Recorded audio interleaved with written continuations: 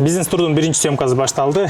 Бизнес тур эмне десеңер, бул семинар эмес, же болбосо бир консультация эмес. Бул жакта фактически бизнесмендин теризин жабын алып, бизнесине киребиз, полный өтөдө үйрөнүп чыгабыз. Бул съемкада буюрса Искендер болот. Искендерди өзүңөр билгендей эле өтө активный социальный сетти жүргүзөт. Анан тышкарына өзүңөр көргөндөй эле азыр производствосундабыз. Бул производствону конвейерный системаны ишке койгон бала. Ошону кантип конвейерный системаны койгон, кантип буну иштетсе болот, кантип бангладештиктер мотивировать этиш керек, ошол жөнүндө ролик тартылат. Аягына чейин көргүлө, лайктан, анан комментарий жазганы унутпагыла.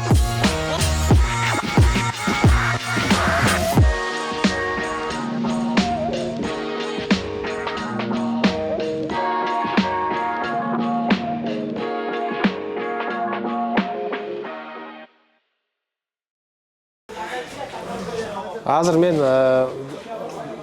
ауылга сөздөрү сүйлөйм. Жана айтып аткан жумуштун полностью эффективдүү болуш үчүн ар бир шаг важный экен да.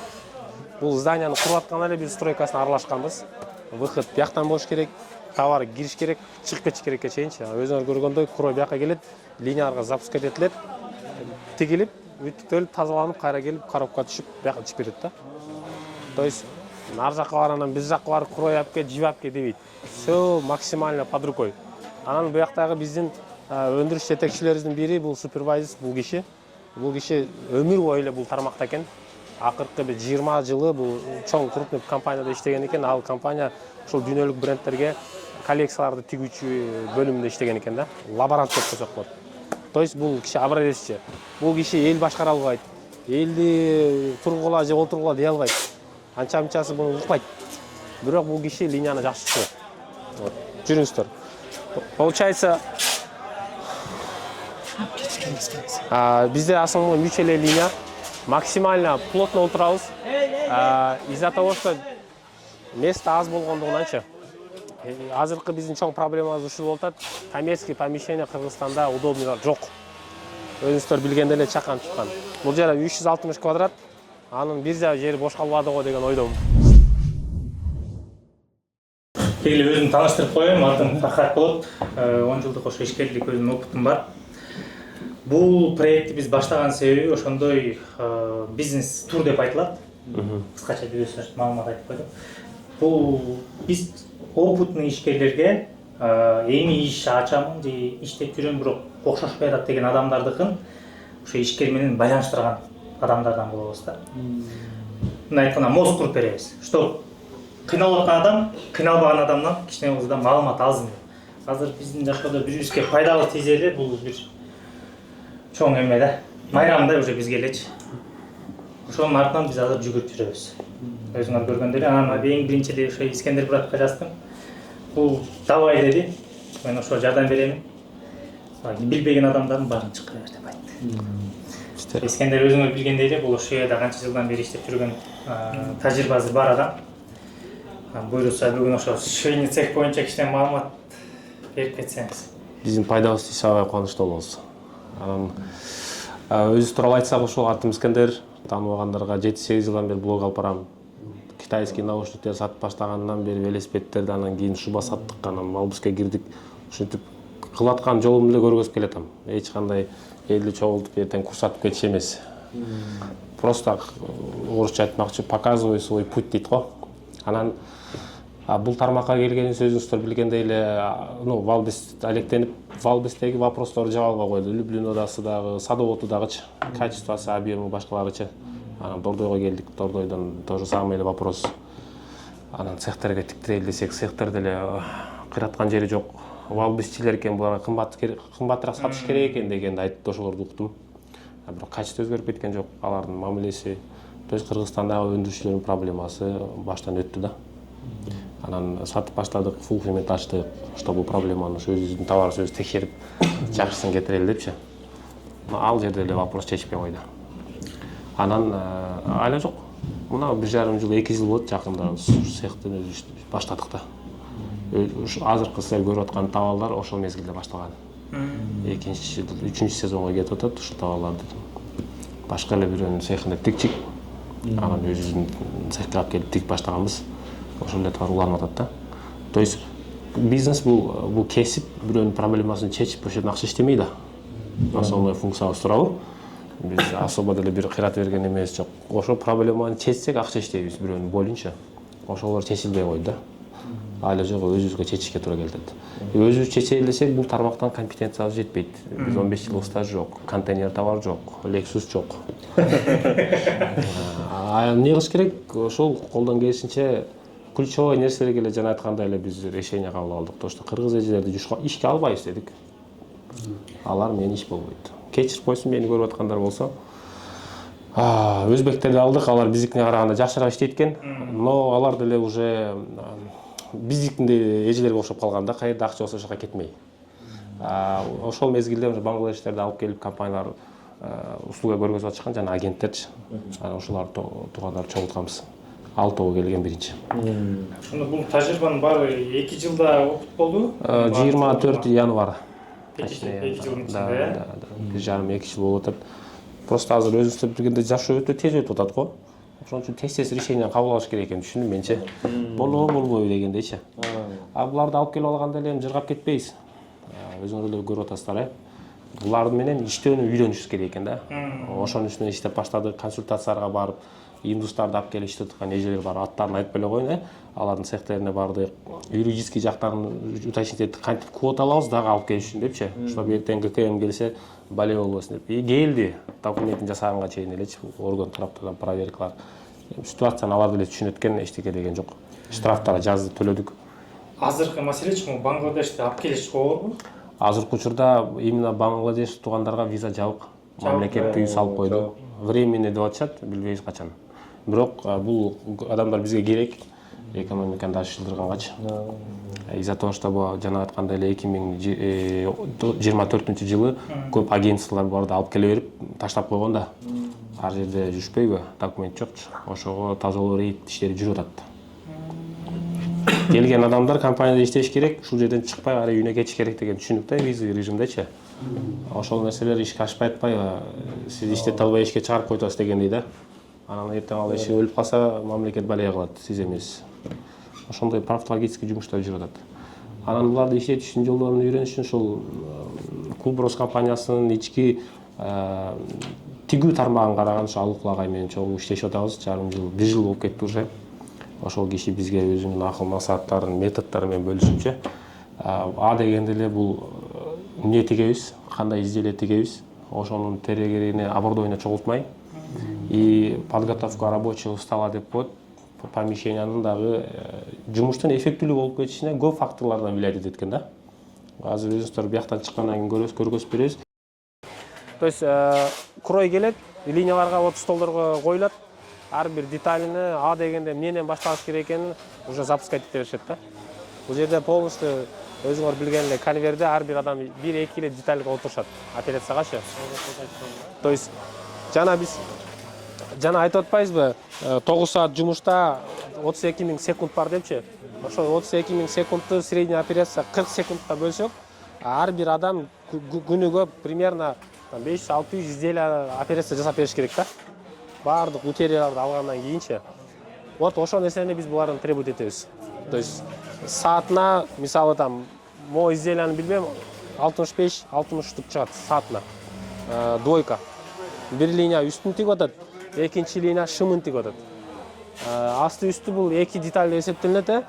Бизде бирөөдө көбү билет экен, двойка болсо элечи, нет. Бул 2 башка кийим, бунун оборудованиясы башка, бунун техник оборудованиясы башка. То есть Toyota'нын конвейерный линиясы башка го, Mitsubishi башка. То есть самый детальдар бөлүнөт. Жана мен айткандай эле модель өзгөргөндө эле бунун техникаларын өзгөртүп ташышат, столун өзгөртөт и так далее да. Ошондуктан рабочий зона удобный болуш керек. Биз максимально аракет кылабыз кылып бергенге. Эшек-пешек жок бизде, көрдүңөрбү, коробкалар жок. Иштеген адам көңүлдүү, жакшы иштеш керек да, мындай айткандачы. Все должно быть под рукой. Конвейер дегенде адамдарды отургузуп туруп эле детальдарга бөлүп коюш эмес да. Конвейердин негизи мына колу иштеп атпайбы, вот ушул нерсе. Подготовка рабочего стола деп коет. 2 деталь алганы секунд, машинанын түйүнөн өткөзгөн секунд, бул конвейердин негизи. Анан бул алып атканда жүдөп атса, эшектен түшүп кетип атса, коробкасы алыстырып атса, башка болуп атса, товарды алып аткан мезгил утеряга кетет. Жана биз айтып аткан средний срок работы там 20 секунд, 40 секундубуз 1 минутага чейин өтүп кетиши мүмкүн. Из-за того, что бул киши неудобный рабочий позада отурат, неудобный положенияда и так далее, да. Бизде өндүрүшкө обучение келген адамдар обучениядан өтүп, цехине барып, мына столду койгонго духу жетпегендер бар экен да. Деп кетишкен, барып там мону да кылып койбойт. Мону бир мебельщик алып келсеңиз, общий темир тезеги менен 100 миңге бүтүрүп берет. Туурабы? Барып ушуну кылбай койгон. Анан дагы конвейер деп мага сүйлөйт. Силер ушулардан дагы баштасаңар болот, мындай айткандайчы. Столдорду койгондо азыр дагы белгиле елка формада Ал более профессионалдуураак өндүрүштөрдө. Анын дагы эмеси, плюсу, мээрге мисалы 15 машина атса, ал елка менен 17 ватт калышы мүмкүн да. Ал местаны үнөмдөө адамдарга удобный болуш үчүн. Ал елка кымбат турат, билесиз, конструкциясы, темири, оборудование, мындай жыгачтарын кыркыш керек, кымбат. Бул эң арзаны. Бул өзүбүз жасап койдук. Сварщик менен элечи. И проводун өткөзүп коюшту, чтобы эч ким бутуга чалынбасын, жүңгүл болуп кетпесин дедик да. Көп цехтерде билесиз, бияктан түшүрүп коюшат. Бул нерсе эмнеге керек? Чтобы монтип видео тартканда, контент жасаганда клиенттер көрүш керек. Нормально же турбайбы? Все, ошол нерсе бизге кийин акча алып келет. Товар кирип, бир эле куруп берип кайра чыгып кетет да. То есть, чтобы лишний басуу, лишний адамдарга кереги жок кыймылдарды кылбаш керек. Ушул нерселерде зависит этет. Анан, конечно, монча элди башкарыш үчүн ар бир өзүнүн жетекчилери бар. Жана айткандай эле супервайзер деп коебуз, бул линияларды карайт. Именно ошо өндүрүш эффективдүү тигилип кетиш керек. Ал качествого эле жооп берет ал киши.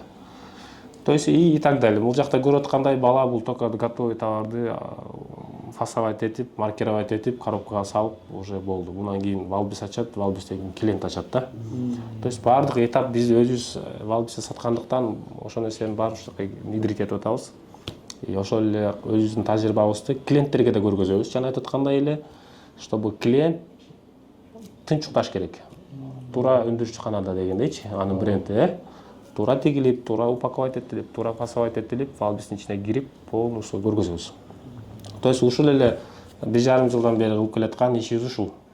То есть валбистеги тажрыйбабызды өзүбүз колдонуп, аны клиенттер менен бөлүшүп, ошентип биз постоянный оборачиваемый эме деп коет, конверсия клиентский база деп коет, клиенттер кайра келип атышат. То есть бир цех менен иштештиңиз, жана сиз айткандай окшобой атат да. Кара свет келсе эле ургубай атат. Ошол нерселерди жок кылсак, клиент деле постоянно жаңы цех издегенге кызыкпайт, алардын деле проблемасы ошончо. Бир өндүрүшчү жетет ага делечи, туурабы? И так деле ал байкуш миңиштик араң тиктирип жүрөт. Ошондуктан биз проблемаларды чечиштин үстүнөн эле иштесек, примерно ушундай картинка, концепт пайда болот экен да. Бул жерде эч кандай ийгилик, андай супер балакет жок. Там түрктөр келип системага салып койду, анан тиги киши келип биякта ишке салып коет. Нет. Просто ошол пазл чогулуп атат да. То что туура кыркайлы, плотур менен кыркайлы адашпагыла. Убакыт саатына кыркайлы. Кройщик бизге караганда 3 күн 4 күн алдыраак жашайт алар. Кройду чыгарып атышпайбы ташып. Чтобы линия токтобой калыш үчүн, линия чыгарганды тигилер тазалап, үтүктөп пакетке салып атат. То есть ушул эле цикл кайталанып атат и ошо кандай кылсак лучше болотун үстүнөн да изденип атабыз. Мисалы көпчүлүктөр билбейби, ар бир адам бияка ишкербиз деп айтып коелу, коммерция булчу. Бул киши өмүрүн берге сатып атат да. $450 туурабы? Ал ыраазы ушуга. Ага эч ким муну кул кылып алып келип алган жерибиз жок. Ошол сатып алган убакытты биз туура пайдаланышыбыз керек да. Мындай международный статистика бар, то что бир адам в среднем бир 70-80% прибыль алып келиш керек. Мисалы $500 төлөйсүз, бул киши сизге $300-400-500 прибыль алып келиш керек айына.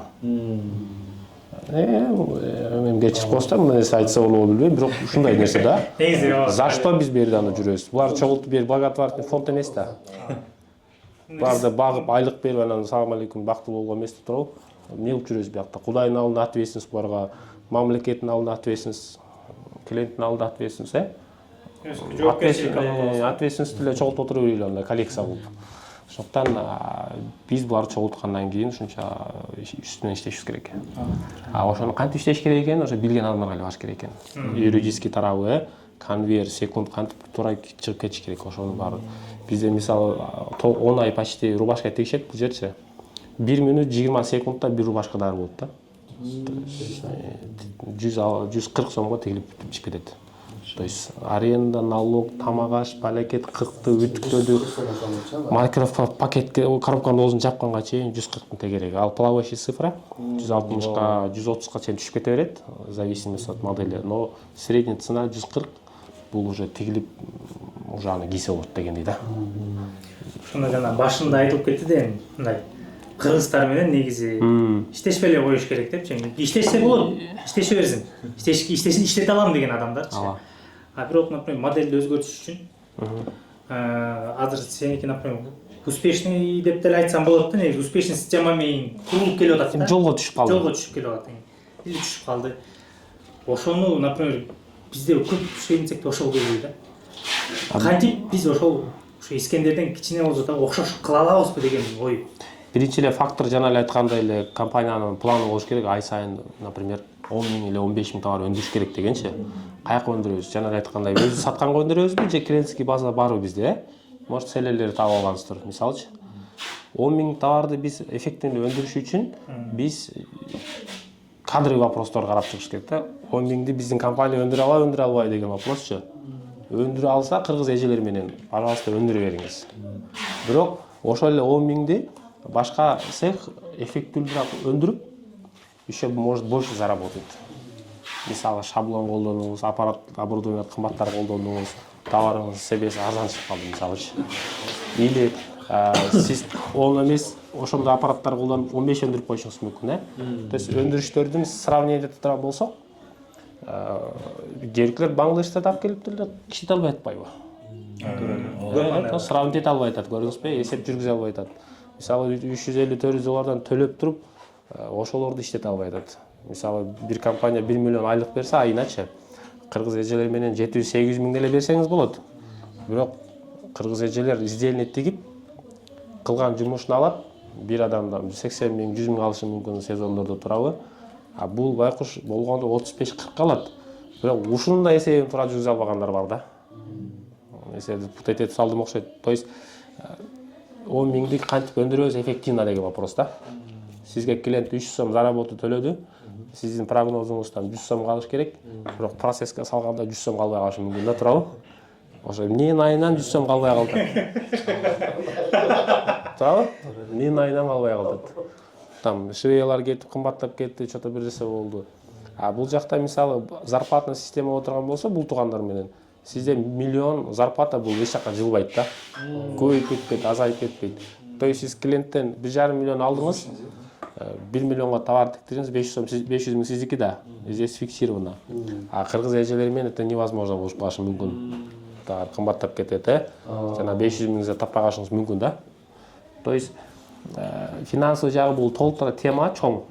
Но товарды өндүрүштүн жолун, товарды сатабыз же клиент алып келип бере турган болсо, кайсы кадрлар менен иштейбиз, ошонун үчүн иштеп чыгыш керек. Мисалы, эмне үчүн биз кыргыз эжелерди албадык? Бүтүрүп коюн, ал эжелерге компаниянын системасын, компаниянын пландарын айтсаңыз, алар сизге баш ийбейт да. Мен 11ге чейин иштейм дейт, сен калайсың бу, мен кетем болсо дейт, туурабы? Ал нерсе көп жагы влиять этет да. Эгер 11де келет, 11де келет же. Товар кечигет, жана 10 миң үчтүк чыкпай калат. Клиентский репутациябыз өлөт и так далее, и так далее.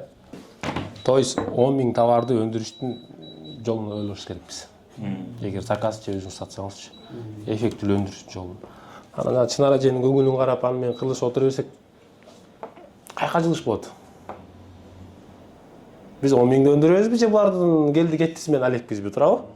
Ошол нерсени биз токтоткондуктан, буларды алып келип, документин жасап, балекет кылып, ошондуктан биякта азыр токтобой жумуш жүрүп атат да. То есть клиентти тигип атабыз, клиент ыраазы, кайра келип атат, майда чүйдө болсо дагы. Тем более өзүбүз жанагы сатуу компаниябыз постоянно сатат. Ошондуктан могу токтобой айтат, силерге азыр кажется жолго түшүп калды, все окей депчи. То есть ключевой факторлар то, что ким тигеттин үстүнөн иштешибиз керек. Ал бир эле эмес, биз эле эмес, Кыргызстандагы текстилчилер баары түшүндү аны. Кадровый вопрос чечилбей келатканда көп жылдан беричи. Ошол чечилди. Вот, пожалуйста. Эмне үчүн биз Россияга барганда орустар бизди жакшы көрөт, ишке алат. Биз арзаныракпыз, ичпейбиз, как положено менен келебизге аракет этебиз жөөчү. Тиги Иван аке ал эртең менен понедельник чогулуп кетиши мүмкүн да. Пятница катуу кеткен болчу. Туурабы? Ошондуктан то же самое эле картинка Кыргызстанда. Местный швеялар менен проблема то, что биздикилер ичип кетпесе дагы тойго кетет, садикке кетет. Ал кадровый проблема чечилбеген болсо компания алдыга жылбайт. Мен деген кыйын эжелерди билем. Лексустун там 2 этажын минип алгандарчы. Цехине кирсеңиз бир 40 адам иштейт, бир күн 15 000 адам, эртеси күн 50 адам. Кечке требуется швея менен отурат. И алар тиккен модельди көрсөңөр кымбатка алышат. Базар жок, сатышат экен клиентке кымбаткачы. Но кымбат сатып алып туруп, кымбатка тиктирет да. Анан көрө индусторду алып алып ошондо кымбатты сатканда, арзан тигилип чыкканда. Дальше. Өзүңүздөр көрүп аткандай эле первый сборочный эмелер операциялар болуп атат. Уже замокторду коюп атышат. И ушинтип бөлүштүрүп кете берет. Ар бир модель киргенде жана биз айтып аткан супервайзер тияктагы ошол киши бөлүштүрөт. Замокчу замокчуну кармайт, желкеси желкени, аверлокту и так далее. Анан мондай хелперлерибиз бар. Булар тикпейт. Булар только жардам берет. Бул линияда тигүүчү киши только машиненин звугун өчүрбөй тигип туруш керек да. Бул киши антип кыркканга, бүктөгөнгө, подготовка кылганга убакыт кетпеш керек. Неге дегенде бул киши $450 алат, бул 300 алат. Бул киши только машинени айдаш керек. Ошол алдындагы жумуштун полностью булар даярлап бериш керек. Бул хелпер деп коет. Бул зарплатада иштеген, системный цехтерде ушундай гана иштейт. Сиз эгер ишканаңызга барып, чынары же сизге жардамчы алып берели, мына 15 сомду 5 сом ушуга бериңиз десеңиз, ал чогул дейт да. Туурабы? Ал бул система бар, сиз чынары же менен иш кыла албайсыз. Буга мындай отуруш керек адамдар. Бир жаш баланы алып келип коюп коебуз. Айлыгын берип коебуз. Отуруп, ушу замокту кырка албаса өлгөн экен, туурабы? Зато бул жумушту жеңилдетет. Подготовка кылат, наркы жаап коюп атат. И так далее. И ушундай эле эмелер бир линияда экөө жүрүшөт да. Ар бир линияда. Алар жардам берет. Эмне үчүн? Чтобы конвейердеги товардын өндүрүмдүүлүгү көбүрөөк болуш үчүн. Конвейерде эле тизип койгондон булар деле замок чукуп, подготовка кылып, мурдун чукуп, эшикке чыгып жүрө берген болсо, айлык кетип атат, солдат спид болуп атат буяктачы. Анан эффект ала албайбыз. Анан жана тиги байке айтмакчы 150 сомго чыгып атпайбы кыргыз эжелери мененчи? Ошол эле көрүнүш баары менен эле болуп калат. Сиз буларды алып келсеңиз эле проблема чечилип калбайт. Булардын алдында сиз кайра ответственность көбөйүп кетет.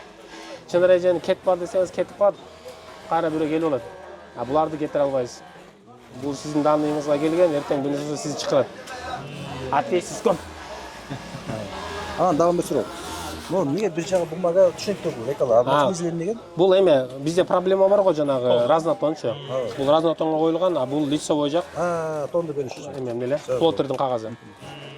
Ооба. Анан өзүңүздөр көргөндөй клиенттер келип, өздөрү да келип аралашып көрүп турушат. Биз өздөрү чакырып турабыз, келгиле, көргүлө.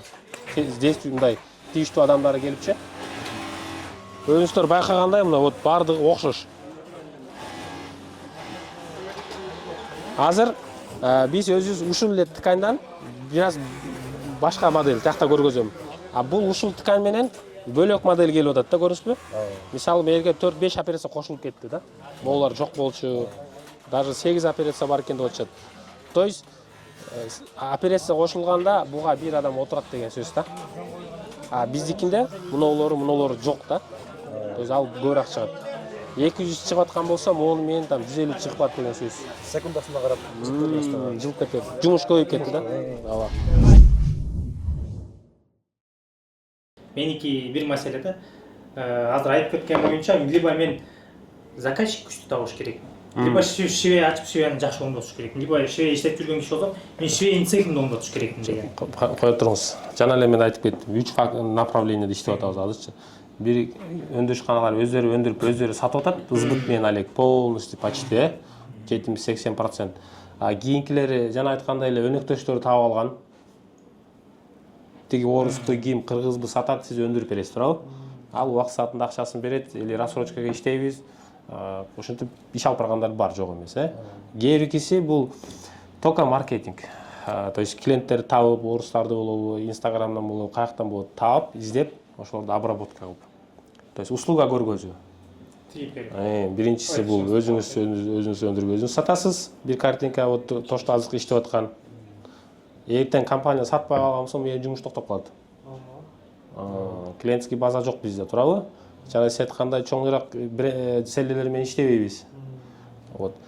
Селлерлер менен иштеген экинчи тармак бул типа контрактный производство деп коет. Сиз ошого эле тиге бересиз, кечке жанагындай кылып выплатасын бере берет сизге. Башка заказчиктен өзүңүз алып бизге чыгып сатыштын эле кереги жок да.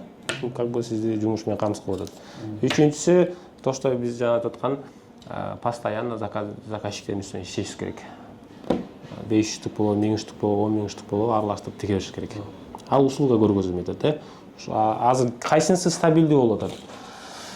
Биринчиси, то что өздөрү тигип көбү сатып башташты Кыргызстанда.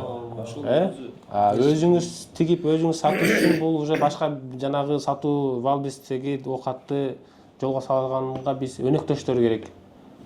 Партнер керек, дойлерде отура турган, же болбосо өзүңүз ал жака эмне деп коет, менеджерлерди, балекеттерди чогултушуңуз керек. Аларга задание коюш керек. Биздин өндүрүшкана, могу трикотаж тигебиз. Трикотаждын тегерегинде модельдер карап чыккыла, анализ кылып. Монча миллиондук товарыбыз бар, ошону сатабыз, биз өндүрөбүз депчи. Ошентип кылып аткандар бар, жок эмес. Бул темада иштеп атат сонун. То что экинчиси жана кайталап кетейин, ошол сиздин клиентиңиз бергенди объемду жабасыз, иштейсиз. Бир күн келип жанагындай чалынып калган болсоңор, сиздин ишканаңыз токтоп калат. Мен эми ошол бир эле клиентке көз каранды болуп турган мезгил, андайлар көп. Тагасыга өмүр бою трикот тигип, тагасы токтоп калды, бул цех жабылып кеткендер бар. Ошол. Үчүнчү бул более услуга көргөзгөн тема, азыр иштеп атышат тоже цехтер. Только вот. Ал үчүн эмне деп коет, реклама, менеджерлер керек, чтобы обработка кылып, бар го бизде аттарын айтпай эле коеюн, реклама болуп кетпесин, ошол компаниялар бар, офсорсторго апарып тиктирип, вот. В целом эле эми бул жерде цех ачам дегендер жок да, чтобы цех ачпай эле биринчи ошо клиенттер чогултуп деп айткым келет, цех ачам дегендерге, может бизди көрүп аткандар болсочу. Цех ачып коюш, жектин машинесин алып келиш оңой эле. Помещение табыш оңой эле. Единственное, дальше компания каяк менен окат кылат, ошону аңдабаш керек да. Биздики, то что жана айткандай эле биринчи тема. 2022 жылдан бери сатып келгенбиз, до сих пор сатабыз да. Ошондуктан бул жак тикет. Ушул жерден көп адашып атат. Цех ачсам эле заказчиктер келет окшойт деп. Келиши мүмкүн 500 штук. Туура эле. 500 штук тийпиз, 2-3 күндөн кийин эжелер кетебиз дейт да, бу жерде жумуш жок экен деп туруп. Ушу картинка кайталанып атат да. Ошондуктан биринчи очередь бул цех ачыш эмес, клиент табуу. Клиент таап, ошо бизге окшогон цехтерге алып келип, сизге апарып тиктире бергиле, 50 сом көрө бергиле. Эртең ушунчалык объем 10 000 болуп кетип атса, анан ар жакка барып цех ачсаңыз, ошондо дагы 50 сом көрөсүз. Чистый прибыльиңиз бир модельден 100 сом болушу мүмкүн. 50 сомду дагы өзүңүзгө маржаңызды көбөйтөм деп, момундай концепт уюштурабыз да. Объемно можно заработать. Но унутпаш керек, эртең менен токтоп калса, жана 100 сомуңузду жыйнап келгенсиз да. Жарым жылчы.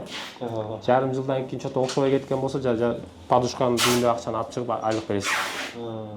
Ошондой конверсияларды эсептеп туруш керек. Это бизнес, конечно. Сезон спад болгондо бияктан чыгара коюш да.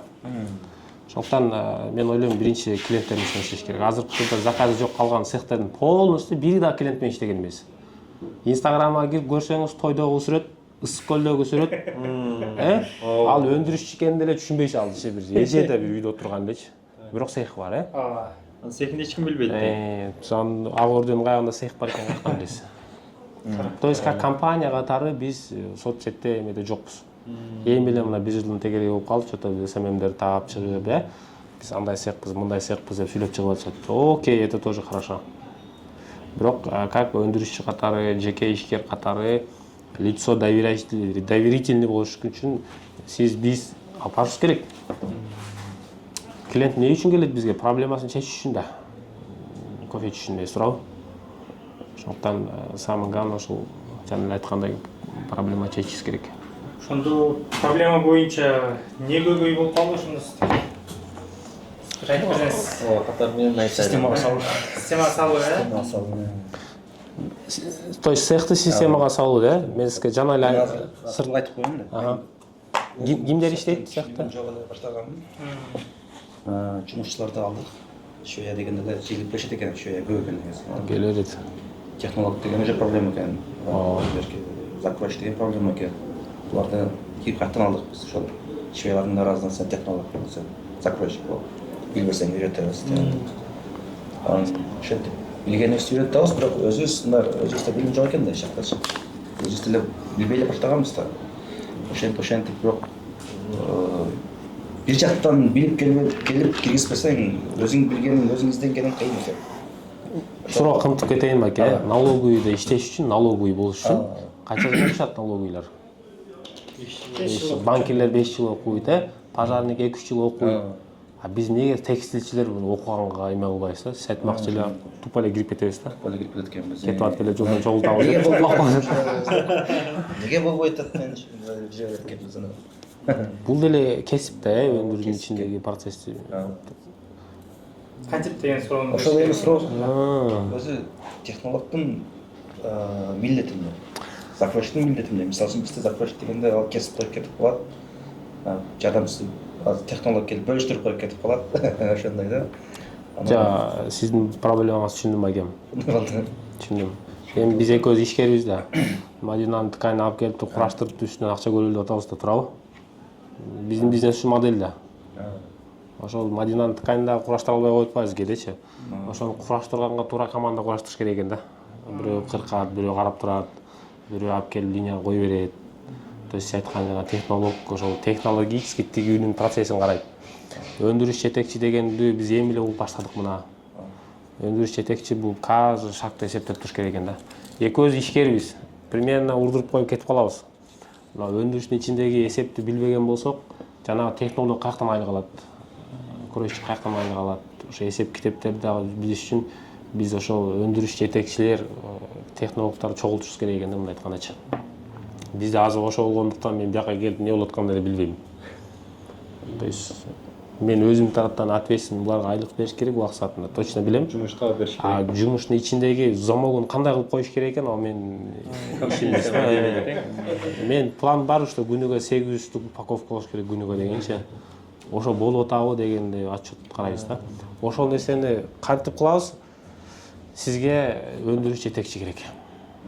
Окей, пока технологдор болсун, өндүрүш жетекчи болсун да. Ошо кишилер ичиндеги ушу цехтын проблемаларын. HR деген бөлүм бар экен. Бул ошол HR бул ушул эмне деп коет, команда менен иштеген адамчы. Айнур эже эмнеге кетип калды, Чынар эже эмнеге келдиңиз кайра бизге дегендейчи вопростор да. Бизде эч ким жок да тура андайлар, баары сизде, грубо айтканда. Менде деле ошо. Баары сиз же келинчегиңиз, же технолог айлык таркатат, крой таркатат, элди чакырат, элди кетирет, кройщик менен кыйгылышат. То есть выгорание башталат дагы, адамдар уже кетип баштайт аяктан, Көп факторлор бар да. Азыр бүгүн биз сөздү кыскасын айта турган болсом, кандай кылып бизде кылсак болот экенин айтып берейин. Сөздү айлантып бербей. Бул 15 жылдан бери чечилбей келаткан вопросторду, примерно бир бармак менен эсептесек чечилген компаниялар бар экен, ошолордун катарына кирейин деп эле аракет кылып атабыз, то есть системно иштегенгечи. А дегенде эле то, что жана айткандай эле заказ. Өзүбүз сатабыз же заказчы алып келебиз.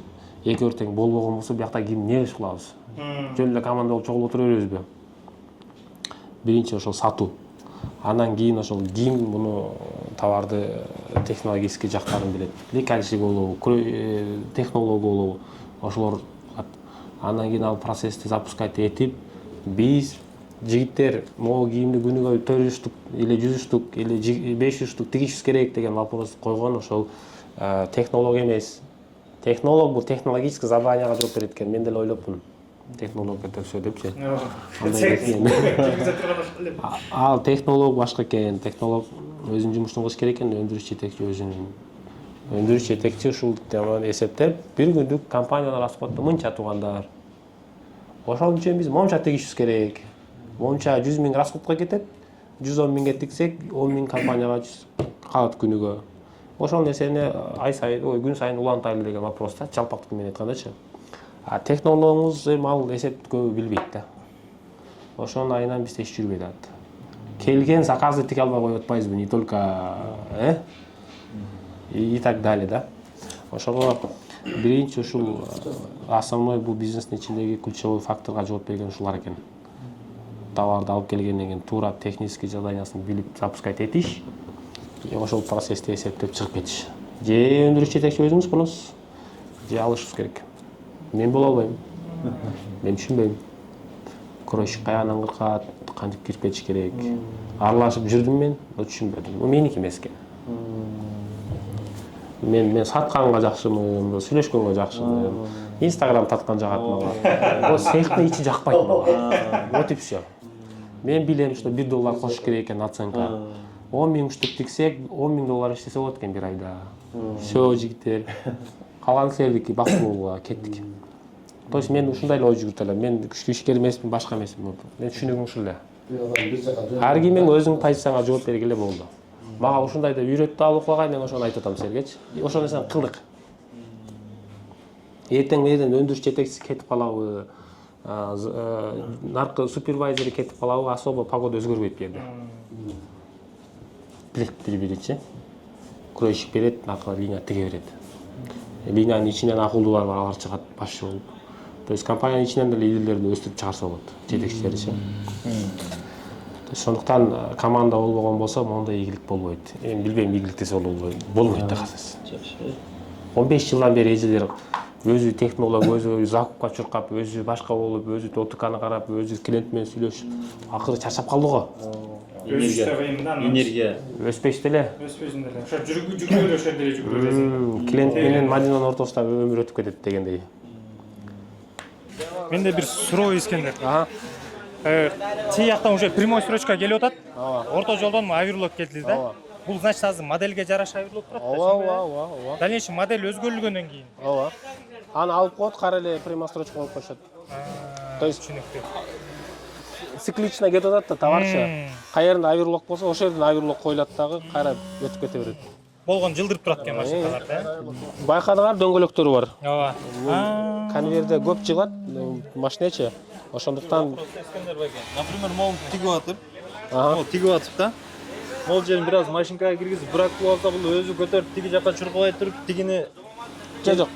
Брак коюп коюшат, тигилер жасап беришет. Жана жерде жүргөн болду. Же болбосо текстильный брак көрүп калса, ошо детальды алмаштырып берет могулар, могул кишилер. Бул жерде болду. Бул өзү туруп чуркабайт да. Жок. Бул жанагы өзүнүн алдындагы эле жумушун кылат. Кайсыл кийим болбосун, ушундай эле операцияга бөлүнүп коюла берет, көрдүңүзбү? Канча авирлок керек, канча чутурок керек бир линияга. Мына ушул Бангладеш ооба. Өндүрүш жетекчи менен могул супервайзер кеңешип иш кылышат. То есть модель эртең бүрсү күнү келе турган болсо, булар 2-3 күн мурун примерно билишет да. Монча авирлок керек, монча примостор, линиясын өзгөртүп берет, насадкасын даярлашат закупщикчи. А бизде крой келгенден кийин анан авирлок керек экен, анан буга мындай линия керек экен деп башlayт да. Нет, надо заранее думать. Ошондо мына линияда бул готовыйга чыгып кетти уже, же Ооба, чыгып атат мында. Дене акыркысы окшойт. Бияктан чыгып, бияка жазып атышабы билбейм. Бияка уже готовый түшөт. Уже готовый бул, а? Бул уже готовый. Может быть, какой-то операциялар бардыр, но уже бүтү да. Здесь уже финиш? All finish процесс, а? Могу эле калыптыр. Окей. То есть ушуну коюш керек экен да? Хорошо. То есть ар бир линиядан ушу корзинкага түшөт да. Мону эртең менен запускать этишкен уже көрөсүз. Алейкум ассалам. Эртең менен запускать эткен уже товар чыгып баштады. Жанагындай эле хелперлерден мына бул жакта заготовка кылып берип атат. Булар только ушундай заготовочный жумуш. Резинкаларды бир жагынан парлап туруп. Тияктан парлап келишет. Анан ар бир линиянын товарына жараша эле операцияга бөлүнөт да. Шындыгы өзүнчө, тиги үстүнүкү өзүнчө дегендейчи. Кээ бирки кийимдерде бар, операцияларды жеңилдетип койсок, андан дагы көп чыгат да барчы. Искендер бака, сизге бир лайфхак. Менде да резинкалар кезилет да. Менде баягындай ленточный нож бар да, ошону коюп койгом. Мынтип бир кол менен кармап, бир кол менен неметип отурбайт да. Менде ленточный нож бар. Чындым. Мындай кылып туруп эле тырс-тырс бычак өзү иштеп турат постоянныйчы. Жакшы нерсе экен ошол. Вот. Сизден бүгүн биз бир нерсени алдык. Уже аны тапып алып келдиребиз буюрса. Мен да биринчи кестире берет элем да. Бир баланын адына бир күндө бир 1000 резина келсе, тигиде 1000ди 1 саатта кесип коет. Мына 1 жарым саат. бул дагы биз тиккен эмелердин бири, изделиялардын бири. То есть булар любой изделияга тигип кете беришет. Тандабайт эчтекеничи. Зарадын качествосунан калышпайт. Единственное, Кыргызстанда эми тканевый качественный фурнитуралар келсе эле болду. А так проблемасы жок да. Тоже мына ушулар.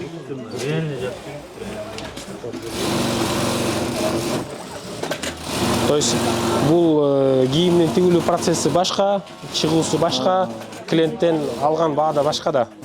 Ошонусун баарын эсептеш керек да. Анан алып кымбат. Шашпай тиге берсек болот эмес. Максимально эффективно тигиш керек, чтобы кассага бир нерсе калыш үчүнчү. Кол менен эле.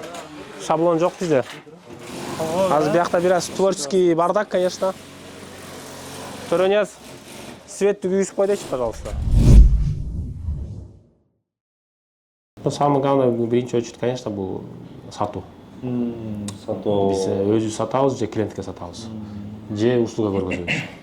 Же клиент тауып бере турган адамдар посредниктерди табыш керек да. Байер, сайер, ходячий агенттер. Жакшы условия түзүп бериш керек.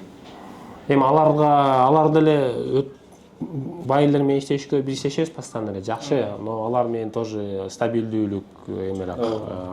Байерге баары маракта бирөө 10 сом скидка берсе кетип калат дегендей да. Мен өзүм байер болгом да, мен выгода жүрөм. Конечно. Но байерлердин да биздин да көп адашканыбыз из-за того, что некомпетентный өндүрүшканаларга барып алганбыз. Из-за того, что ал жакта арзаныраак берген үчүнчү. Көп байерлер ушундай айынан күйүшөт. Жана 20 сомдун выгодасын деп улап калгандар толтура. Ошондуктан команда эгер сиздин колуңуздагы чын эреже көзүңүз жетпесе, элди баштырып кеткен. Аны зачем? Лидерский качестволор жок болсо, адамдарды башкара албаса, HR бөлүм бул адамдарды башкаруу эме деп коет да, мындай. Управление человеческим ресурсом. Бирөөнүн маанайын карап сүйлөйт. Бизде барбы ушундай HR? Жок бизде. Мен бизде анау бала го дейм. Бангладештен аттарын баарын билет. Кимге кантип сүйлөш керек экенин билет. Кимдин дагысын таптайт, кимдин башына бир коет. Билет да аларчы. Ошол деп койсок болот HR. Просто Искендер айткан себеби коркпош керек да. Качан бирөөнүн бети ийинип атканда биз коркой беребиз, эртең эмне болуп калат, цех токтоп калабы деген. Жок, коркпой эле кетиш керек. Артынан кайра жаңы эле келет. Келбей койгон күн болгон эмес. Бизде ровно наоборот болуп калыптыр да Кыргызстанда. Швеялар диктовать этипчи, компаниянын правиласы диктовать этеби, иштебей, анкета толтуруп. Или алар келип бизден спрос кылып кетеби, крой бар бүгүн, канча чыгат айына депчи. Ошондой экен го. Это как понять? Бангладеш бичи, башкалар да барбы? Только Бангладеш. Бизде принципиально Пакистандарды албайбыз, Индияларды албайбыз. Бизде мисалы ошто жумуштан пока программа жок. Дисциплина. Айына канча тигесиз? Айына тиксек 20 миңге чейин тигебиз. Не изделия? Мужские спортивные брюки. Айына 20 миң изделия. Жакшы изделия. Жанагы вот это. Сизден уккандарыман боюнча жыйынтыкка келдим. Дисциплинаны киргизиш керек. Сатынчага келмей, сатынчага свет учет кетесиңер деп. Бизде мисалы үтүкчү балдар күндүзү келбейт, жүрөт иштериме. Түн бирок иштейт экен. Ал товардын чыгуусуна билет этет да. Алар айтат, объем жабып атабыз. Жабып атканы менен бирок эртең менен келип үтүктөгөндө обедке чейин бул 200 үтүктөмөк да. 200 тазаланып кечке маал капка салынып калмак да. А бул 200 эмес, 400 кылып коюп аткандыр, бирок аны эртең башташ керек да. Тазалапчы. То есть ошондуктан компаниянын ичиндеги правилаларды соблюдать этпесе, зачем анда мындай кереги бар? Мына бизде вот саат канчада келгенин баары жазышат, канчада кеткенин жазышат. Ал жакта доскаларды көргөзөм азыр чыкканда. Ар бир саатта бир адам канча жумуш кылганын. ал пайги кереги эле жок нерсе. И так деле кылышат. Бирок это требование. Ошого көндүрөбүз. То есть примерно билип турабыз саатына эмне жумуш болуп атат, кандай процесстер болуп атат. Ошондуктан компаниянын ичиндеги ушул правиларды койбогон болсок, неважно Бангладешпи, кыргызбы, 500 доллар төлөйсүзбү, кыргызга 1000 доллар төлөп атасызбы, сиздин ишканаңыздын ичиндеги графикти, правиларды соблюдать этпесе, ал жерде хаос боло берет. Проходной двор деп коет, каалаган кирип калат. Эгер сиз ошол мелочь эле нерселерди идирать этишти билбесеңиз ишканаңызга, сиз кантип ишкер ойноп атасыз, мисалы да. Эртең кантип биз 100 адам башкарабыз. Эгер биз азыр 20 адам башкара алсак, эртең менен кечикпей келди айта албай атсак, айтсаң кетип калат деп коркуп атсак. Биз анда эми кечирип коесуз, мен калькулятор жанымда эмеске 20 000 изделет тиксеңиз заработать аласызбы же под ключ берип атасызбы? Жок, биз өзүбүз сатабыз. Тим более. Сиздин малдын ошондо 20 000 чейин чыкты, бирок азыр стабилдүү 12 айга примерно айына канча? Стабилдүү боло турган болсок, бир айда көп сат тигет, бир айда аз тигет да. Бир айда ушу жылына 90 000, 100 000 чейин тигет. Грубо айтканда 10 000 экен да айына, средний. Ошондой Айына 7-8 000, 10 000 экен да. 7-8 000, 10 000 бул стабилдүү өндүрүш. Бул тоже средний эмеге кирет, жакшы көрүнүш. Тем более бир эле багыт экен, э? Бир эле багыт. Бирок канча сомго шымыңыз тигилип бүтүп чыгып кетип атат мисалы? Биз 370 сомдорго бүтөт. 370 сомго заработу. Заработу ткань ичинде, Заработу канча? Заработу ошо 50% болот эми, ткань 50%. 150 сом тигип калат дейсиз да? Анан Обычный эле трико шымбы? Паковый чөнтөгү бар, э? Паковый чөнтөгү бар, бир аз модельдерден нерселер кошумчалар. Комбинированный болуп кетеби? Комбинированный типа. Бизде адашпасам азыр жакта көргөзөбүз, 39 сомго шым тигилип чыгып кетет да. Комбинированный эмес, обычный эле да. Обычный. То есть Бангладештер менен 50-60 сомго эле бүтүрсө болот сиздикинчи. Сиз 150 сомго кымбат тигип атасыз деген вопрос келет да, көрдүңүзбү? Упущение окуп атат. Упущенная выручка да, то есть биз 100 000ге или там 300 000ге бир специалистти чакырып келип, мен ишканам ушундай бардак болуп атат, ишке сала эле деп 300 000ди чыгаргандан болуп атабыз коркуп. Бирок компания ай сайын 500-600 000ди минуска кетирип атат да. Экөөбүз билбей атабыз ал проблеманычы. 150ге чыкса нормально экен деп атабыз да, эмнеге деген ону Чынара же коңушуну Тургунбай экенин карадык. То же самое эле 150 сомго шым чыгып атат экен. А можно было метод принять и 60 сомго чыгарса болот дегендейчи. Ошол 60 сомго чыкса, ушул упаковкага бекерет да турат. Биздики 30 канча сомго кече айтып атышкан, чыгат экен, ал полностью. Бизде эле блузка тигер да, да. Биздики 150 сомго чыгат да. Рубашка. Рубашка. Не ткань. Правда, бир аз эме дагы, кылдаттык жумуштар болот. Кармалысы жукарак да. Ооба. Айына канча тигесиз? Айына 10 000 беребиз. Өтө жакшы. Серьезный өндүрүштөр келген турбайбы? Мында эме керек болот да. Канча сом төлөйм деп атасыз бир рубашкага? 150 сом менен чыгат да. 157 сомго, э? Сом менен упаковкага сатышпагы. Крой бардыгы бир. Просто ткань башка, э? Иногда Бангладештер менен кыргыздарды эсептеп келсеңиз плюс-минус эле чыгып калат. Из-за того, что Бангладештерде эффективдүү иштете албаган айынан да. Норма бере албайт. Ушул эле нормально экен да. Кудайга шүгүр депчи. Ошондо биз экономдойбуз десек, получается, бизде бир адамды нанимать эткен адам какой-то количествоны чыгарып бериш керек экен да. Например, кыргыз апчелерибиз биздики күнүнө 20 штук тиксе, Бангладеш бизге 30 штук тиксе, уже 10 сом, 10 штук бекер тигилет деген. Бекер тигилген болот экен да. Ошол прибыль ошондо бизге келет экен да. Буларды иштетүүнүн туруктуулугу, то что капризи жоктугу, тойго кетпейт экендиги ошо 10 штуктун ичинде да. Аз бияк обедке чыгып кетти да. Кадырга кийин деле кошуп бересиз да, хорошо. То есть товар бияктан тигилип бүткөндөн кийин кайра эле бияка кетип үтүккө келет. Бул двойка болгондуктан өзүңүз билгендей корзинканын балени баары толуп калды, толуп кетти. То есть үтүктөөчү жерлерине. Анан сразу бияка запускать ете беришет. Биз берип атабыз. Биз берип атабыз, чтобы рулон жаты келет экен да Кытайданчы. Анан могу ошогон жерлеричи. Чыгат. Могу серияларда страшно көрүнөт да. Ткань кирбейт белем? Кирет. Биз кылбадык. 3 жылдан бeri кылбай атабыз, бирок оны клиент кылдырып келди. По желанию. Декатировка кылдырткандай үтүк кылдыртпайт экен. Макул. То есть бул жанагы биз айтып аткан модель. Тик клиенттикине караганда жеңилирээк. Детальдары аз. Bunun çıkı prosesi kaça minut ele? 2000 секунд. 2000 sekund. Канча? 2000 секунд. 2000 секунд. 2000 sekund. Kaça minut болуп калат? Мен эсептейсек өнчүлүчү. Аха. Асты üstü birigip, 33 минут. Асты üstü Бириги тройка. 33 minutта 33 мүнөттө bir giyim tayar болуп. бир кийим аст үстү. Ооба. Бул жер тоң эме болуп кетпеш үчүн товар пакетке чейин ушу менен жүрөт да. То есть сопровождать размер B9 өздөрүнүн эмелери бар. Чтобы bunun верхи башка номердун низиге аралашып тон келбей калбаш үчүн. Муну 0.9 менен шымы дагы 0.9 да. Код. 73-түктү бир күндө чыгарышат. 73-түк, а? 44 кишиде. 44 киши. Операторлор. Ошондо Мисалы шымдарды тиккендер болсо билесиз го байке. Поездар разный отдельный го. Мисалы бул биз атайын кара лекаланы быйыл жасаттык. Бирге кылыпчы. А мурун отдельный болчу, билесиз го, бириктирип койдук го. Поезд отдельно жасап анан кийин ооба бул өзүнөн кылган үчүн бир адам жумуштан алынды дегенде да. Бир адам ошондо 16дан, аст үстү болгондо.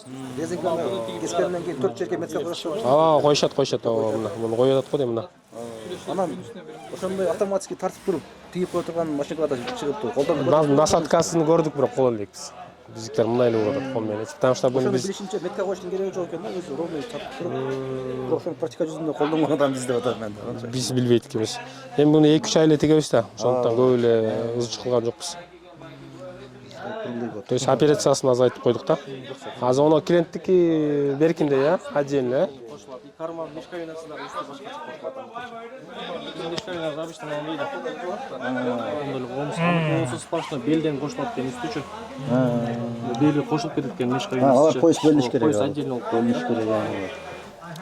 То есть детальдарга жараша операцияларда өзгөртүп, кемитип, конвейерде бирок канчалык аз болсо ошончо жакшы да. Батыраак чыгып кетет. То есть мына үтүкчүнүн планы бар, биякта саатына мына 65, 50, анча дейт 58. Ошо ар бир адам үтүкчүнүн аттары. Өздөрү жазат. Жетекчибиз карап эме болуп турат. Бир күндө 720, 650, 1000 бир нерсе дейт. То есть үтүкчүлөрдүн дагы сааттык, күнүмдүк жумуштарын карап турабыз. Айдын этегинде эле айлык берүүдө канча кылдың эмес, саат сайын канча кылдың деген темада. Бардык өндүрүш эмелерде ушундай чоң өндүрүшканада бар деп ойдом. Например, шымын отдельно бир үтүктөй же комплект үтүктөшөбү бир. Комплект, а? Бир күндө планын канча, например, да, бир үтүкчүгө мындай. Орто эсеп менен да. Бир канча үтүктөш керек негизи. 520 деп план коюп бергенбиз. Бир күндө бир үтүкчү, 520. Жылтырап калбаш үчүнчү. Өзү спот, масактан. Жылтырап калбаш үчүн, туура эле. Биздикилер жумасын толук иштеп берсе иштей берсек болот биздики мененчи. Кээ бир бар 3 күндүк бар. Жумасын 3 күн иштеп коет да. Компанияда график жокпу? Жигиттер мо воскресенье эмне болсо ошого келбей болот дегидей. Жокпу? Кээ бир чыкпай коет, 2 күн чыкпай, 3-күн Жумуш токтоп калат. Ушундай да. Бул сиздикиде проблема баарыбызда эле бирдей, просто дисциплина жок да. Искендер байке Буларды иштетишти билбесеңиз, кайра жана картинка кайталат. Буларды иштетмеппиз. Болсо. Искендер байке менин вопросум мындай. Вроде бул байкеге өзү сатат экен. Мен өзүм сатпайм, например, да. Бирок услугага эле иштейбиз. Заказчиктердин тигип беребиз. Бирок заказчиктердики нестабильный болуп калып атат да. Например, bir ayda sezonda bir ayına 10.000, 15.000 объем çıkarıp atsak, bir 4 ay bolot dagı. Hem şiyalar jıynalıp kaldı, hem kolda örgөнүp kaldı. Bir 4 ay жакшы iş bolsa, andan keyin bирок 2 ayda bir kança объем бере албайт дегенделерчи. Анын 3төн 1-ин берип калат. Ошондой бизде проблема ошол сыяктуу да. Мындай. Анан цехти вроде неметип жумушчулар тауып иштетип коюшалы өтө деле чоң неме эмес экен. Анан самый главный мага кыйынчылык болуп аткан жери азыр ушул заказчик жагынан да. Что бир мындай объем бир мындай заказчик бере турган бирөө болсо ошону каяктан табабыз деген вопрос берейин дедим. Бул вопрос, мне кажется, эмелерге одай маркет любой эле бизнесте маркетинг бар да. Шаурма сатсаңыз да реклама кылыш керек, ботинки сатсаңыз да реклама кылыш керек, цехиңиз бар экен да реклама кылыш керек да. Без этого никак. Биз чында андай реклама Вот точно. Тааныш билиш заказ барбы, тааныштарга чалып эле. Мага ошондой сообщенияден күнүгө 45 штук стабилдүү. Крой бер. Эми каяна берет эми? Тааныбаган адамга бирөөнүн акчасын, аманатын кантип берип коюш туурабы? Негизи иштешкендер билген тааныштар барбы ушундай иштешесизби? Адамга берип мисалы. Аны тигине доскада жакшы жазылып турат, 4 цех бар бизде, ошолорго тигишет. Бирөө пиджак тигет, бирөө спорт трикотаж, бирөө рубашка, платья бөлүп койгонбуз да. Келгенде ошого эле беребиз. Пиджакка беребиз, платьяга. Бир багыттуулук деп коет да. Ал болбогон болсо пиджак тикпеген жаныңыз трико тигип жүрүп, пиджакты өлтүрөсүз да туурабы? Эртең мен жооп берем. Ошондуктан маркетинг үстүнө иштешиңиз керек. Инстаграмга чыгыш керек. Эми Кыргызстанга чыксаңыз, сизди мен көрөм да, цеховщик. Мен сизге заказ бербейм да. Сизде орус көрүш керек. Иван Петрович. Иван Петровичтин группасына кирип алышыңыз керек. 15 000 төлөп, подписка кылып жанагындай каналдарга жазылат го. Ошондой жактарга барыш керек. Издениш керек. Россиядагы ошол биздин аудитория Россия болгондуктан ошол жактарга биз фабрикабызды, цехыбызды жакшы контент кылып, тазалык, имидж компания, форма кийгизип, биз мындай кыйынбыз, биз менен бактылуу болсоңар деш керек да. Анан ошо Иван жазат. 100 Ивандан 10 жазат да. 10 Иван менен сиз сүйлөшөсүз, сиздин бир жардамчыңыз бирөө орусчасы жакшыраак сүйлөшүш керек, туура. Здравствуйте десе, здравствуйте деп калып кетпеш керек. Бизде анау KG Mart байке бар го, Руслан байке. KG Mart приложение. Ошол жака регистрация болсо да, там канча бир жарым жылына 60 000, 50 000 точно билбейм. Клиенттер менен жалышат эткенде клиенттер да обработка кыла албайт биздин цеховщиктер дейт. Клиент, здравствуйте, вы шьете, вот это десе, здравствуйте, вот калып кетет экен, да деп коет экен дагычы. А дальше что? Курчокко балык түшкөндөн кийин бептеп тартыш керек да, туурабы? Ыргытып, да, мы шьем, это наша фабрика деп ссылкаларды берип, видеолорду берип, доверие вызывать этипчи. Анан кийин эшматте 10дун ичинен бир 5-өө давай образец тигиз дейт да. Анан 5тен 5-өөгө образец берсе, анан 2-3-өө мага 500ден 1000ден давай запускайм дейт да. Ана. Болсо 15 000 кетирген санаа группага. 500 штуктан сиз өлдү дегенде бир 100 000 иштесеңиз дагы, 50 000 иштесеңиз дагы 15 000 жабылды вопросу? Жабылды. Еще клиент остался с вами. Эртең жакшы обслуживать этсеңиз, эртең бул клиент бесплатно эле келет, 15 000 жок эле, туурабы? Ошонун үстүнөн иштешиз керек. Анан агордун каягында отуруп алып эле группага жазып койгонубуз ал иштебейт турганда бүттү ал заман. Азыр мен сиздин конкурентиңиз пай дегичи. Алдыбызга бирөө чыккан болсо мен аны менен сүйлөшөм, мен салам алейкум, жүрүп алып дейм. Салып бериңиз брат дебейм мен. Туурабы? Коллегабыз, тажрыйба бөлүшөбүз, бирок балык келген болсо мен аракет кылам балыкты кармаганга. Бизнес ушундай да. Выживет сильнейший дейт го. Азыр өзүңүз көрүп аткандай маркетплейсте да оңой күндөр болбой атат, Биздин клиенттерибиз банкрот болуп атышат. Эртең клиент азаят деген сөз турат жердечи. Жаңы клиенттердин үстүнөн охота жүргүзүш керек. Бул жакта эмелер Бангладештен келген жардамчыларыбыз булар только тазалайт. Булар эч кандай корректировка кылып, мерт этпейт товардычы, качествосынчы. Булар только жипти тазалайт. Грубый брактар болуп койсо алып коюшат. Андан кийин тазалангандан кийин бул жакта эки адам визуально карап чыгат товарды, чтобы качествосы жайындабы дегендейчи, тигилиш процесстери. Вот. Андан кийинки эле бөлүм бул упаковкага кетет. Ойлоңуз. Упаковка бөлүмүндө биякта брендтерин илип, упаковать этип, размерге, цветке, брендке кылып бөлүп коюшат. Анан ал жактан уже маркировщиктер алышат дагы, маркировка кылат. Бир адам өзү тазалап, өзү салып, анан өзү упаковка кылып, өзү маркировка кылганда кашанын баары башталат. Бир адам ошону кылганда, или там бир адам упаковка кылат, сразу өзү маркировка кылат. Тоже опасно, потому что бул 2-3 жумуш бир кылганда адашат да. А маркировка бул өтө важный нерсе. Ошончо акчаны алып, тканьды алып, кыркып, тигип акырына ашыкпай кылган бул акмакчылык да. Ошондуктан эң важный жумуштардын бири ушул. Маркировкада отдельно экен өзүңөрдөн чат получается. Полный бияктан өзүңөрдөн. Биякта 2 адам ошону менен гана алек. Ошону менен 2 адам. Ооба. Жана коробкалар ошондой не болуп калат. Биякта жана көрдүм эле скотчто аткан. Ушул товарларды полностью уже даярлап, поставкага даярлап коюшту мына. Бренд, needle, канча кайсы размер, канча штук и вот коробканын номеру. Москвага логистический компания алып барат. Бул номерга поставка жасалат. Жана штрих-кодун чаптайт дагы Валбиске берип коет. Валбис тикет принимать этет, могу данныйлардын баары ошонун ичинде болот да. Анан заказды уже алганга сайттан чыгып калат. XL размер бар дегендечи. Чёрный цвет. Bir razmer ушунун бар. Bir размер. Bir штук. Bir razmer болот экен да. Бир эле размер болот. Микс кылып салганда ал башкачараак жасалат. Ал микс болбойт деле да почти. Бүгүн отправка болушат.